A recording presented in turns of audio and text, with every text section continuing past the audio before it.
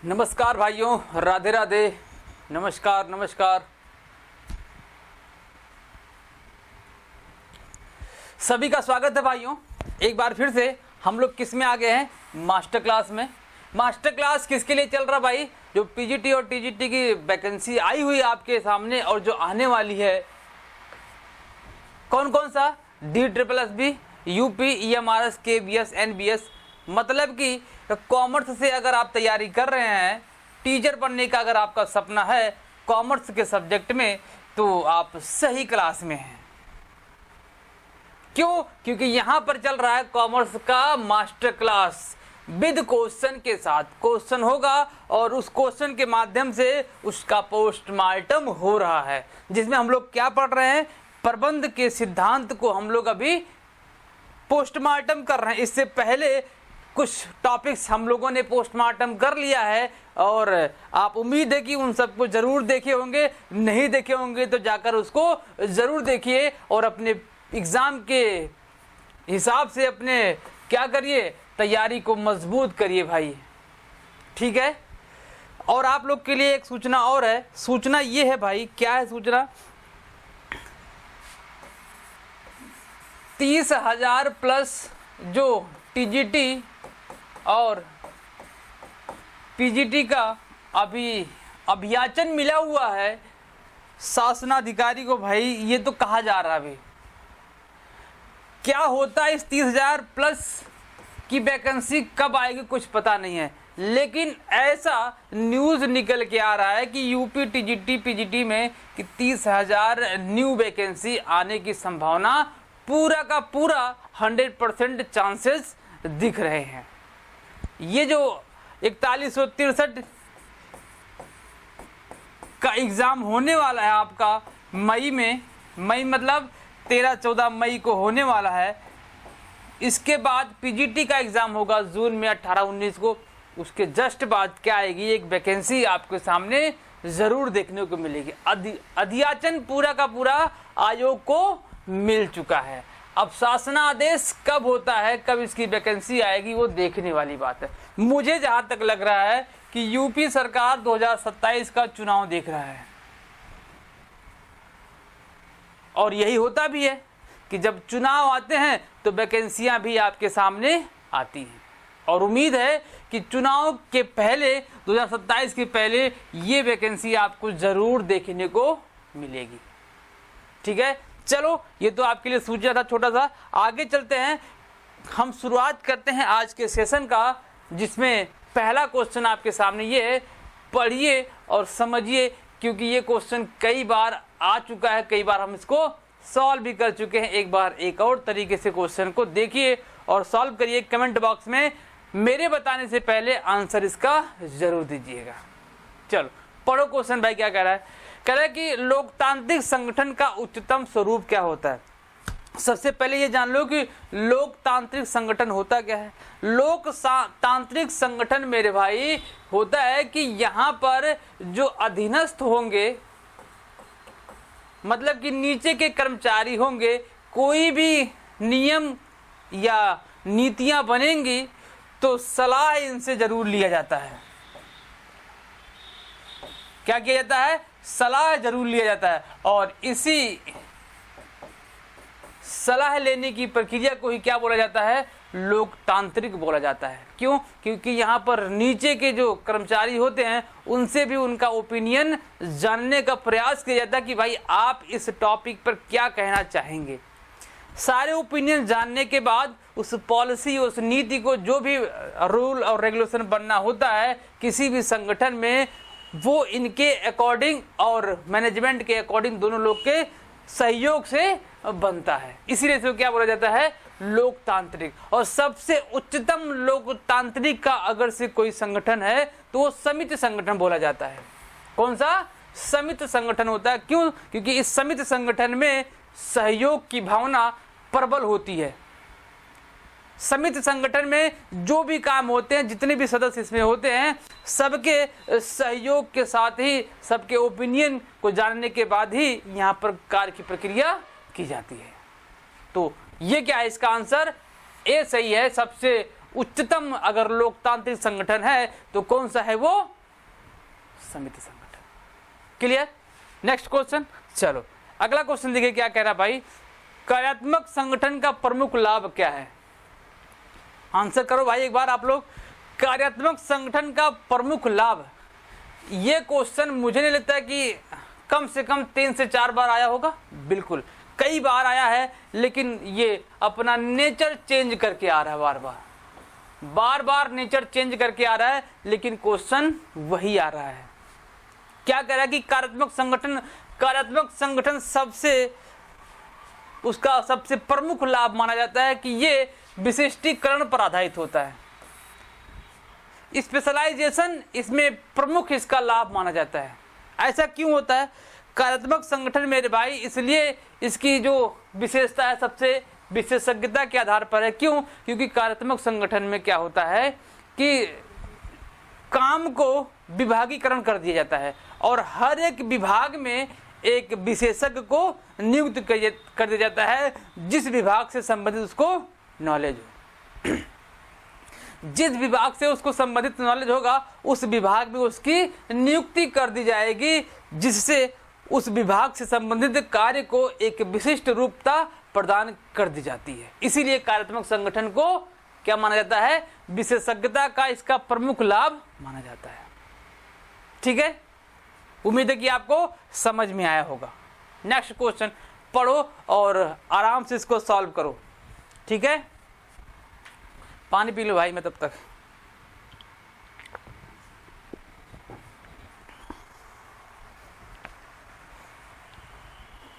चलो पढ़ ली भाई, उम्मीद है कि आप लोग खुद सॉल्व भी कर लिए होंगे।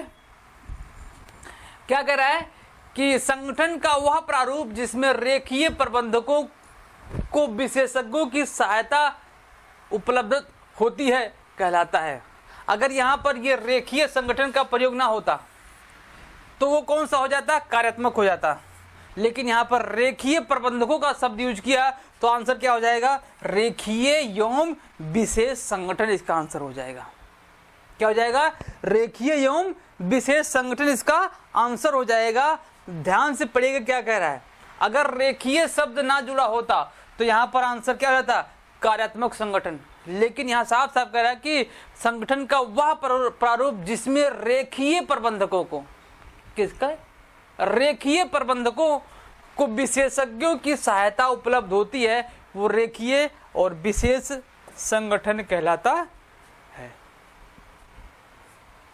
रेखीय और विशेष संगठन कहलाते हैं। ठीक है, नेक्स्ट क्वेश्चन पढ़ो भाई। क्या कर रहा है? किस तरह के संगठन में नियम, कर्तव्य और जिम्मेदारियां लिखित रूप में दी जाती है? ऐसा कौन सा संगठन है जिसमें नियम, जितने भी नियम बनाए गए, विधियां बनाई गई, उत्तरदायित्व दिए गए हैं, वो लिखित रूप में होता है? 2 ऑप्शन दिया, औपचारिक, अनौपचारिक और रणनीतिक। बताओ फटाफट फटाफट भाई आंसर करो। मैं बताऊं? हाँ सर, देखो भाई इसका सबसे टॉप वाला ही ऑप्शन क्या होगा? इसका सही होगा।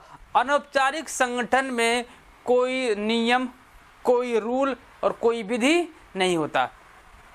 आप गॉसिप का नाम सुने है ना? गॉसिप करना किस में आता है? इनफॉर्मल कम्युनिकेशन में आता है या इनफॉर्मल संगठन में आता है। इसमें कोई रूल रेगुलेशन नहीं होता।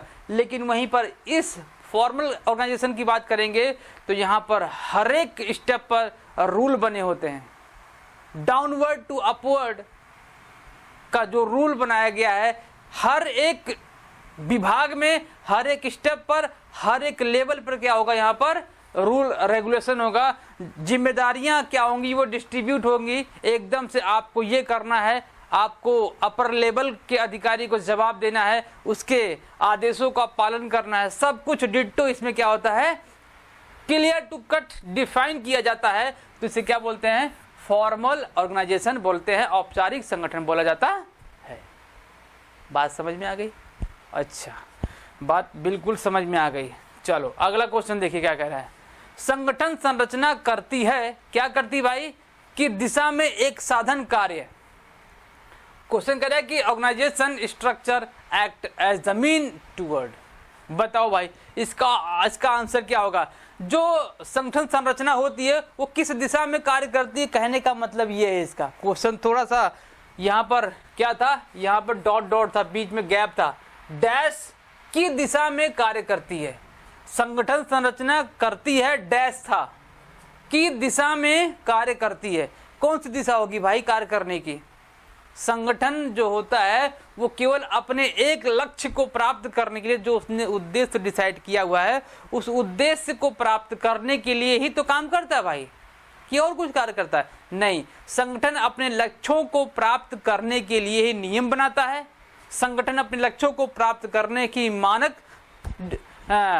स्थापित करता है। मतलब कि जो कुछ भी होता है संगठन अपने लक्ष्य को प्राप्त करने के लिए, लक्ष्य मतलब उद्देश्य को प्राप्त करने के लिए ही काम करता है। तो क्या कहीं उद्देश्य दिख रहा है और लक्ष्य? जी, ऑप्शन नंबर बी देखिए, संगठन के लक्ष्यों की प्राप्ति के लिए ही कोई भी संगठन स्ट्रक्चर काम करता है। क्लियर? उम्मीद है कि समझ में आया होगा। Yes sir. नेक्स्ट क्वेश्चन, अधिकार प्रतिनिधान करते समय वरिष्ठता प्रदान करता है by delegation authority and supervisory. किसको? अधिकार और उत्तरदायित्व को। डेलीगेशन का मतलब क्या? डेलीगेशन में क्या होता है? डेलीगेशन में अधिकार और उत्तरदायित्व को ही तो दिया जाता है भाई। डेलीगेशन का मतलब क्या? कि एक प्रबंधक के द्वारा अपने अधीनस्थ को अधिकार दे दिया जाता है, क्या करने के लिए? काम करने के लिए। लायबिलिटी को डिस्ट्रीब्यूट कर दिया जाता है, लेकिन जवाबदेहिता हमेशा अपर अधिकारी का ही होगा, ना कि नीचे के अधिकारी। जिसको अधिकार सौंपा गया, डेलीगेट किया गया है, वो जवाबदेहिता किसके प्रति होगा? Upper level. लेकिन अगर कुछ काम गड़बड़ होता है तो हमेशा जवाबदेहिता किसका होगा? भाई जिसने डेलीगेट किया हुआ है। वहां पर उत्तरदायित्व से बचा नहीं जा सकता। क्वेश्चन आ सकता है, क्या डेलीगेशन में उत्तरदायित्व को भी डेलीगेट किया जा सकता है? तो आंसर होगा नहीं, केवल उत्तरदायित्व को ही, केवल अधिकार को ही डेलीगेट किया जा सकता है। बात समझ में आई ना भाई? बिल्कुल सर। चलो अगला क्वेश्चन देखो। डैश संगठनात्मक संरचना स्थितिजन्य आवश्यकताओं के अनुसार 2 या 2 से अधिक मालिकों की भागीदारी की अनुमति देता है। हम लोगों ने पढ़ रखा है मैट्रिक्स। एक मैट्रिक परियोजना, मैट्रिक जो संगठन है, इसमें बताया जाता है कि 2 या 2 से अधिक मालिकों की भागीदारी की अनुमति देता है। और वो कौन सा है? मैट्रिक्स। और मैट्रिक्स में इससे ज्यादा कुछ सीखने की जरूरत नहीं है, बार बार यही रिपीटेड क्वेश्चन आता है आपके एग्जाम में। क्या होता है? बार बार आपके रिपीटेड क्वेश्चन यही एग्जाम में आते हैं कि कौन सा ऐसा संगठन है जो 2 या 2 से अधिक मालिकों की भागीदारी की अनुमति देता है। तो आंसर है कौन सा? मैट्रिक्स।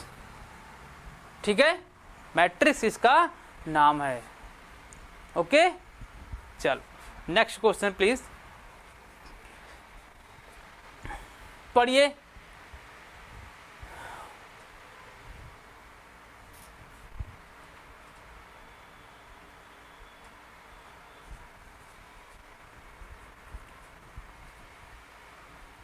हो गया?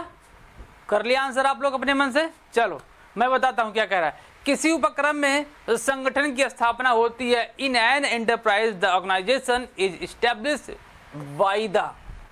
कैसे होता भाई? जो संगठन की स्थापना होगी वो क्या नीचे वाला करेगा? नहीं, निम्न या मध्यम वर्ग कर ही नहीं सकता। कौन करेगा? जो उच्च प्रबंध होगा वही हमेशा क्या करता है? संगठन की स्थापना करता है। आप अपने माइंड में सेट कर लीजिएगा, संगठन की स्थापना कौन करता है? हमेशा उच्च जो प्रबंध समिति होती है वही हमेशा क्या करती है? उपक्रम के संगठन की स्थापना करती है। ठीक है, नेक्स्ट क्वेश्चन। भूमिका अस्पष्टता मुख्य रूप से किसकी घटिया व्यवस्था होती है? अब ये भूमिका की बात कर रहा है। किसकी बात कर रहा है? भूमिका। भूमिका का मतलब यहाँ पर कर्मचारियों की बात करेगा। कर्मचारियों को ये डिफाइन नहीं किया गया भाई तू ये काम करेगा, डिफाइन नहीं किया गया, उसकी भूमिका को बताया ही नहीं गया है कि ये टाइप के जो कर्मचारी होंगे ये यहाँ काम करेंगे और इनका काम ये होगा। और हर एक कर्मचारी क्या करेंगे, एक दिन में इतना यूनिट प्रोड्यूस करेंगे, कुछ नहीं बताया गया, कोई नियम, कोई रूल, कोई उनके बारे में उनका उत्तरदायित्व क्या, ये सब डिफाइन ही नहीं किया गया है। तो ये कहाँ पर होगा, जहाँ पर सिलेक्शन कमेटी होगी ना, वहीं तो बात करेंगे। हाँ सर, क्या नियोजन, नियोजन नहीं है, क्या संगठन नहीं, नियंत्रण नहीं, संसाधन नहीं। स्टाफिंग में ये क्या होता है, ऐसी प्रॉब्लम आती है स्टाफिंग में, ठीक है। तो कर्मचारी भर्ती विभाग में ये व्यवस्था, जो घटिया व्यवस्था बनी हुई है, यहाँ पर आती है। बात समझ में आ गई ना, clear. Next question, general rules and regulation for the performance of office work are specified in, क्या कह रहा है कि कार्यालय कार्य के निष्पादन हेतु सामान्य नियमों एवं विनियमों का उल्लेख किया जाता है। जो कार्यालय से संबंधित नियम और विनियम होते हैं, वो कार्यालय नियमावली एक होती है, कार्यालय नियमावली जो बनी होती है उसके अकॉर्डिंग ये डिसाइड होता है कि कार्यालय जो है उसके नियम क्या है। क्लियर। तो इसका आंसर होगा संगठन की नियमावली, नो, कार्यालय नियमावली। ऑप्शन नंबर बी इसका आंसर हो जाएगा, ठीक है। क्या कार्यालय कार्य के निष्पादन हेतु सामान्य नियमों और विनियमों का उल्लेख किया जाता है, तो ऑप्शन क्या है, ऑफिस मैनुअल, मतलब कि कार्यालय नियमावली, ठीक है। और कार्यालय नियमावली में क्या होती है, नियम बनाए जाते हैं, कुछ अवधारणाएं बनी होंगी, कुछ पॉलिसीज बने होंगे, कुछ पॉजिटिव होंगे, कुछ निगेटिव होंगे। सारे के सारे नियम जहां ऑफिस से संबंधित बनाए जाते हैं उसे क्या बोलते हैं, कार्यालय नियमावली बोला जाता है। चलो अगला क्वेश्चन देखो भाई, अगला क्वेश्चन देखो और करो। अगला क्वेश्चन क्या कह रहा है,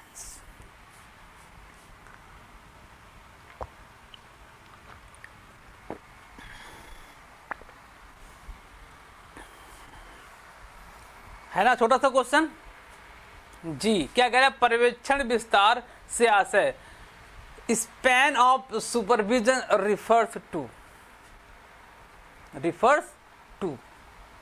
कह रहा है कि जो पर्यवेक्षण होते हैं इसका विस्तार से आशय क्या होता है। ये मैं आपको ऑप्शन बता दूं, पहला ऑप्शन ही सही है, अधीनस्थों की संख्या की बात की जाती है। इसमें जो संख्या होता है वो किसी भी जो प्रबंधक होते हैं वो मैक्सिमम 6 अधीनस्थ को क्या कर सकते हैं, पर्यवेक्षण कर सकते हैं, 6 अधीनस्थ को, इससे ज्यादा नहीं।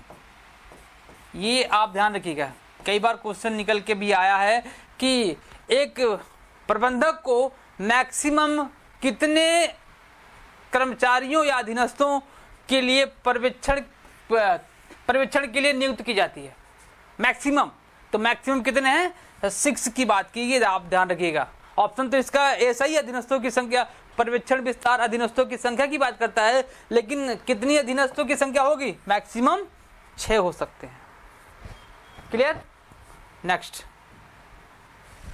स्टाफिंग के निम्नलिखित चरणों को सही अनुक्रम में व्यवस्थित कीजिए और सही अनुक्रम के कूट को दर्शाइए। इस टाइप के क्वेश्चन आपके कम से कम 3 से 4 क्वेश्चन आपको डेफिनेटली मिलेंगे। मैं कम बता रहा हूं मैं कम बता रहा हूं, आप ये मान चलो कि 10 क्वेश्चन, लगभग 10 क्वेश्चन आपको इस टाइप के मिलेंगे ही मिलेंगे।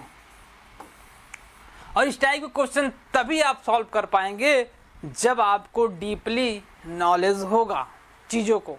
कैसे, अभी देखो इसमें क्या पूछा है, अनुक्रम मतलब प्रोसेस पूछ रहा है, किसका, स्टाफिंग का प्रोसेस पूछ रहा है कि सबसे पहले क्या होता है, बीच में जैसे हम लोगों ने प्रबंध के कार्य को प्रोसेस के रूप में डिफाइन किया था, सेम चीज ये भी है कि स्टाफ जो होते हैं, स्टाफिंग में सबसे पहले काम किसका, सबसे पहला काम किसका होता है, भर्ती का होता है, मैंने 1 नंबर डाल दिया।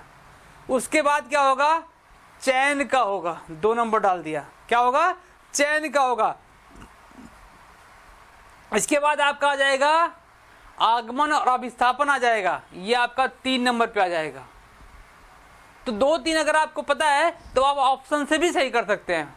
देखो पहले नंबर पर भर्ती, देखो किसी में दूसरा है क्या, पहले में दूसरा, ये दोनों ऑप्शन सही हो सकते हैं क्योंकि जो मैंने पहले नंबर पे लगाया है यहाँ पर पहला नंबर आपको दिख गया। आप दूसरा देखते हैं क्योंकि आपको 2 अगर एक मिला तो ऑप्शन लगा के चले जाओ, कोई दिक्कत नहीं। लेकिन आपको 2 नंबर वाला 2 ऑप्शन मिल गया ए और बी में। अब देखो दूसरे नंबर पे क्या दिखा रहा है, दूसरे नंबर पे दिखा रहा है मेरे भाई सिलेक्शन, मतलब कि 4 नंबर इसमें है, इसमें देखो इसमें नहीं इसमें है, तो ऑप्शन नंबर यही क्या हो जाएगा, सही हो जाएगा, ऑप्शन नंबर सही हो जाएगा। लेकिन मैं आपको बता देता हूं कि भर्ती पहले नंबर पर, दूसरे नंबर पर आपका आ जाएगा चयन, तीसरे नंबर पे आपका आगमन और अभिस्थापन, और चौथे नंबर पे आ जाएगा मेरे भाई आपका हस्तांतरण, और लास्ट में आ जाएगा कार्य निष्पादन। ये आपका आ जाएगा चौथे नंबर पर, ये 5वें नंबर पर। ठीक है, तो ये जो स्टाफिंग का प्रोसेस है इसको आप जरूर लिख लीजिएगा, जैसे सिस्टम बना हुआ है सिस्टम के अकॉर्डिंग लिख के, और आप क्या करिएगा, इसको याद कर लीजिएगा, क्योंकि ये क्वेश्चन कई बार रिपीटेड वे में आते हैं। यहाँ पर देखो एक क्वेश्चन मैं बताता हूँ, प्रबंध का कार्य, आप लोग जरूर से जरूर उसका प्रोसेस सीक्वेंस याद कर लीजिएगा, इसका सीक्वेंस याद कर लीजिएगा, बात समझे ना, और नियंत्रण के सीक्वेंस को भी याद कर लीजिएगा, और कभी कभी भर्ती का भी सीक्वेंस पूछ लेता है, तो जरूर उसको पढ़िएगा। तो ये ऑप्शन, इसका नंबर क्या हो जाएगा, ऑप्शन नंबर बी सही है। नेक्स्ट क्वेश्चन, भर्ती के स्रोत के रूप में पत्रिका से निम्नलिखित में से कौन सा लाभ है। जो भर्ती का स्रोत होता है, अच्छा एक चीज मैं और इसमें बता दूं आपको, देखो 2 चीज, इसमें एक भर्ती लिखा हुआ है और एक चयन लिखा गया है। कई बार क्वेश्चन निकला हुआ है जो भर्ती है वो अनुकूल माना जाता है, अनुकूल प्रोसेस माना जाता है, और चयन जो होता है वो प्रतिकूल माना जाता है, प्रतिकूल। ऐसा क्यों? अनुकूल का मतलब धनात्मक और प्रतिकूल का मतलब ऋणात्मक, ऋणात्मक।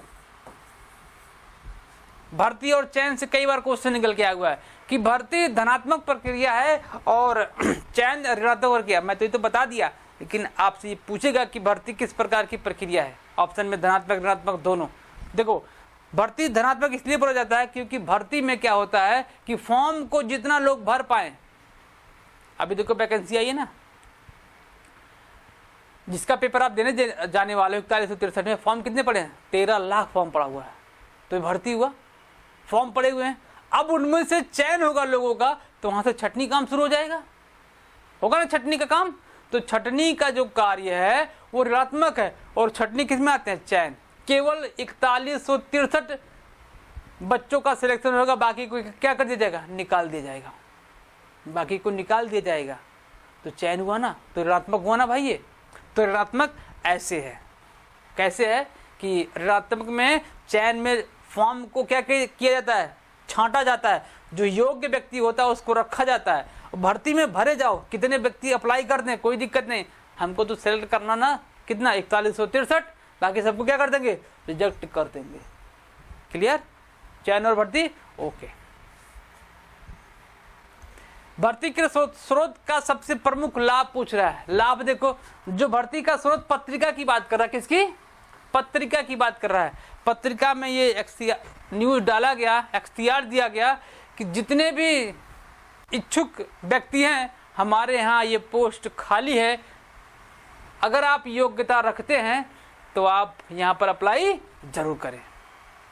पत्रिका सबसे कम खर्चीली पद्धति पत्रिका है, और सबसे इसका प्रमुख लाभ ये है कि ये बहुत सारे लोगों के पास आसानी से पहुंच जाती है। न्यूज़पेपर में निकाला जाता है ना, एक पीछे रोजगार में दिखाया जाता है ना, ये देखो ये कटिंग लग गया, इस कंपनी में इतने पद खाली हैं, यहाँ पर वैकेंसी आई हुई, केबीएस में इतनी वैकेंसी आई है, एनबीएस में इतनी वैकेंसी आई है, फलाने कंपनी में अकाउंटेंट के पोस्ट के लिए वैकेंट है, आप अप्लाई कर दीजिए।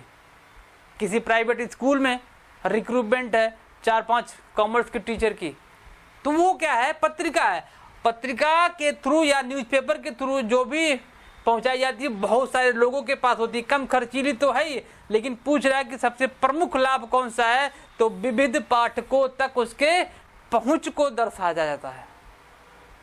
क्या, बहुत सारे लोगों के पास पहुंचेगा, और बहुत सारे लोग अगर से इच्छुक होंगे तो क्या करेंगे, कंपनी के पोस्ट के अकॉर्डिंग अप्लाई करेंगे। क्लियर, जिससे कंपनी को भी प्रॉफिट होगा, एक योग्य व्यक्ति उसको मिल जाएगा। नेक्स्ट क्वेश्चन, या किसने अवलोकन किया है कि कामगारों का व्यवहार और भावनाएं घनिष्ठ रूप से ये क्या है, ये किसने अवलोकन किया? भाई जहां पर कामगारों के व्यवहार की बात करेगा और भावनाओं की बात करेगा तो एक ही बंदा है, मेयो। हाथॉर्न प्रयोग में ये बताया गया है और इन्होंने मानवीय प्रबंध के सिद्धांत को भी डेवलप किया हुआ। तो एल्टन मेयो ऐसे व्यक्ति हैं जो मानव की भावनाओं को समझता था व्यक्ति, और उनके बिहाव पर समझ कर ही मानवीय प्रबंध के सिद्धांत को डेवलप किया। इसीलिए एल्टन मेयो हाथॉर्न प्रयोग के थ्रू इन सबको बताया गया है। हाथॉर्न प्रयोग में एल्टन मेयो ने सारी की सारी बातें उलट कर रख दी है कि मानव क्या होता है और उसके व्यवहार क्या होते हैं, सब कुछ एल्टन मेयो ने बता रखा है। क्लियर। नेक्स्ट क्वेश्चन, स्टाफिंग का कार्य क्या है? भर्ती तो है ही है, प्रशिक्षण भी है, कार्य पर नियुक्ति भी है, पदोन्नति का भी कार्य कौन देखता है? पदोन्नति का भी कार्य भैया ही देखते हैं। हस्तांतरण का भी कार्य कौन देखते हैं? हस्तांतरण का भी कार्य यही देखते हैं। चयन की भी प्रक्रिया यही है, प्रशिक्षण की भी यही है। तो कई सारे स्टाफिंग में कार्य होते हैं। यहाँ पर 3 लिखा था, 3-4 मैंने और लिख दिया। क्लियर। तो ये इसका आंसर हो जाएगा सभी है। देखो स्टाफिंग के क्वेश्चन ऐसे भी निकल के आ गया। एक प्रबंधक जो नियमों विनियमों के आधार पर कार्य करता है उसे भाई क्या बोलते हैं? अफसरशाही बोलते हैं। अगर कोई भी व्यक्ति नियम और जो रूल रेगुलेशन बनाएगी उसके अकॉर्डिंग काम करेगा तो उसे अफसरशाही नेता बोला जाएगा। नेक्स्ट क्वेश्चन, निर्णयन में परिसीमित विवेकशीलता। हर्बर्ट साइमन, परिसीमित विवेकशीलता की बात करें, की पॉइंट देखो, परिसीमित विवेकशीलता हर्बर्ट साइमन। आंसर क्या है? पहला ही सही है। आपको पूरा डेफिनेशन रटने की जरूरत नहीं है, बस जो उसके मेन की पॉइंट्स हैं उसको याद कर लीजिए। नहीं तो बहुत लोगों ने बहुत कुछ कह रखा है। सारी चीजें अगर से एक पॉइंट डिटो आप सबके कथन को याद करोगे तो हो नहीं पाएगा। इसलिए सबके की पॉइंट को याद करिए। हर्बर्ट साइमन ने क्या बोला है? परिसीमित विवेकशीलता के बारे में बताया। इसके अंदर क्या है ये हमको जानने की थोड़ा सा भी इंटरेस्टेड नहीं है हम। क्यों? कि फालतू की चीजें हैं। नेक्स्ट क्वेश्चन क्या कर रहा है? वह किस प्रकार का नेतृत्व होता है जब नेता अधीनस्थों के सलाह की, अभी हम लोगों ने बात किया था, लोकतांत्रिक जो संगठन होता है उसमें जो नेता होता है अपने अधीनस्थों के सलाह के आधार पर ही कोई नियम रेगुलेशन और काम करना पसंद करता है। तो लोकतांत्रिक या प्रजातांत्रिक, लोकतांत्रिक या प्रजातांत्रिक। यहाँ पर एक और लिखा स्वतंत्र गति वाला नेतृत्व, तो ये दोनों में कंफ्यूज नहीं होना है, ठीक है। तो यहाँ पर क्या है? प्रजातांत्रिक नेतृत्व। निरंकुश मतलब कि स्वयं ही सब काम करेगा। अधीनस्थ से हमसे कोई मतलब नहीं, अधीनस्थ केवल काम करने के लिए आए हैं, सलाह देने के लिए नहीं। संदेशों के ऊपरमुखी तथा अधोमुखी मतलब डाउनवर्ड टू अपवर्ड कौन सा होगा? जो कम्युनिकेशन होता है डाउनवर्ड टू अपवर्ड, हॉरिजॉन्टल होगा कि वर्टिकल होगा? बताओ भाई। वर्टिकल होगा ना लंबवत? लंबवत ही तो होगा। क्या क्षैतिज होगा? क्षैतिज मतलब क्या होता? एक ही विभाग में जो कम्युनिकेशन होता है उसे क्षैतिज बोलते हैं, मतलब कि हॉरिजॉन्टल बोलते हैं। Vertical downward to upward. Upward से नीचे जब डाउनवर्ड आएगा तो अधिकार आएगा, नीचे से उत्तरदायित्व जाएगा। क्लियर। नेक्स्ट क्वेश्चन, अशाब्दिक संप्रेषण का माध्यम कह रहा है कि non verbal communication. Non verbal communication का मतलब कहता है कि बात नहीं होनी चाहिए, शब्द नहीं निकलने चाहिए, लेकिन सामने वाला समझ ले। इसमें बॉडी लैंग्वेज आ जाता है। लोग किसी की एक्टिविटी से, बॉडी के हलचल से ही लोग समझ जाते हैं कि यह व्यक्ति किस स्थिति में है। डरा हुआ चेहरा सब कुछ बयां कर देता है कि इसने कोई गलती किया हुआ है। अगर कोई व्यक्ति एकदम से हैप्पी है तो उसका चेहरा ही बता देगा कि हाँ कितना खुश है ये बंदा आज। तो सारी प्रक्रिया क्या हो जाता है? नॉन वर्बल कम्युनिकेशन से भी हम समझ सकते हैं। कह रहा है कि इसमें कौन कौन शामिल है? बॉडी लैंग्वेज भी है, पैरा लैंग्वेज भी है और संकेतिक लैंग्वेज भी है, साइन लैंग्वेज भी है। तो सारे लैंग्वेज जो हैं वो नॉन वर्बल कम्युनिकेशन से है। जो हमको बगैर बोले कुछ सिखा दे तो उसे क्या बोलते हैं? नॉन वर्बल कम्युनिकेशन बोलते हैं। ठीक है। पर्ट एंड सीपीएम क्या कह रहा है ये?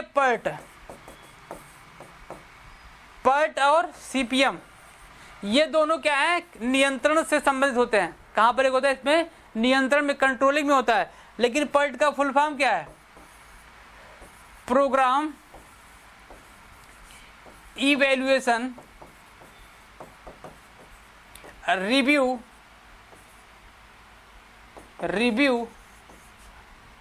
टेक्निक। ठीक है। Critical path method. ये किसमें होता है? ये सब किसमें होते हैं?